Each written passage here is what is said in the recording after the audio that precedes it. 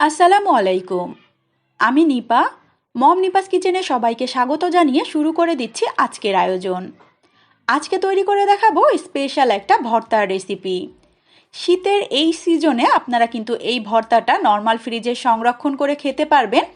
আর normally এই ভর্তাটা কিন্তু চিতই পিঠা, চাপটি পিঠা, ছিটা পিঠা, যে কোনো শুকনা পিঠা দিয়েই কিন্তু বেশ মজার। চলুন তাহলে স্পেশাল ভর্তাটার পুরো প্রস্তুত প্রণালী দেখে আসি। প্রথমে চুলায় একটা প্যান বসিয়ে দিয়ে দিচ্ছি 2 টেবিল চামচ পরিমাণ সয়াবিন তেল, তার সঙ্গে 2 টেবিল চামচ পরিমাণ সরিষার তেল। তারপর এখানে অ্যাড করে দিচ্ছি আমি 2 টেবিল চামচ পরিমাণ পেঁয়াজ বাটা, 1 টেবিল চামচ পরিমাণে কালো সরিষা বাটা, হাফ টেবিল চামচ পরিমাণে আদা এবং রসুন বাটা।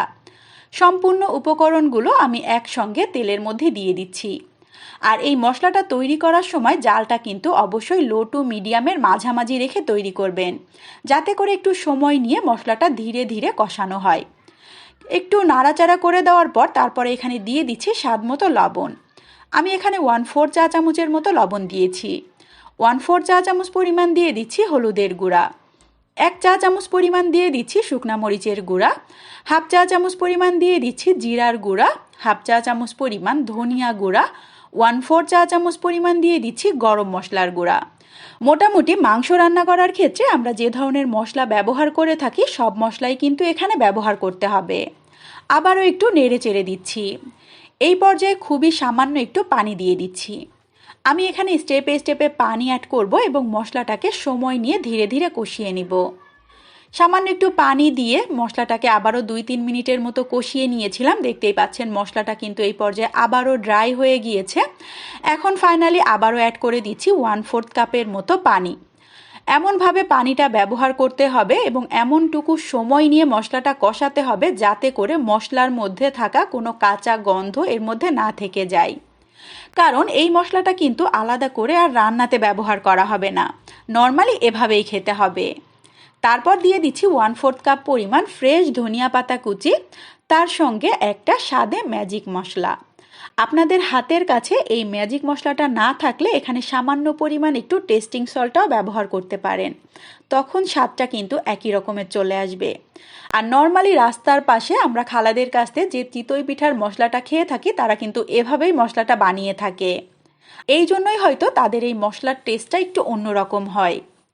পানিটা শুকিয়ে আসা পর্যন্ত মশলাটাকে আমি আবারও খুব ভালোভাবে কষিয়ে নিয়েছি। এই পর্যায়ে মশলাটা আমার একেবারেই রেডি। দেখতেই পাচ্ছেন এর মধ্যে এক্সট্রা পানি নেই। আর এই মশলাটা খুব বেশি ড্রাই করা যাবে না, আবার একেবারে ভেজা ভেজা রাখা যাবে না।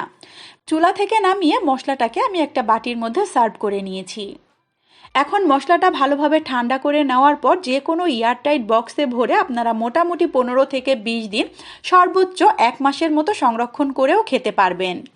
আর পিঠা তৈরি করতে পারলেও অনেক সময় কিন্তু হঠাৎ করে এই মশলাটা তৈরি করার কারণে পিঠাটা খাওয়া হয় না।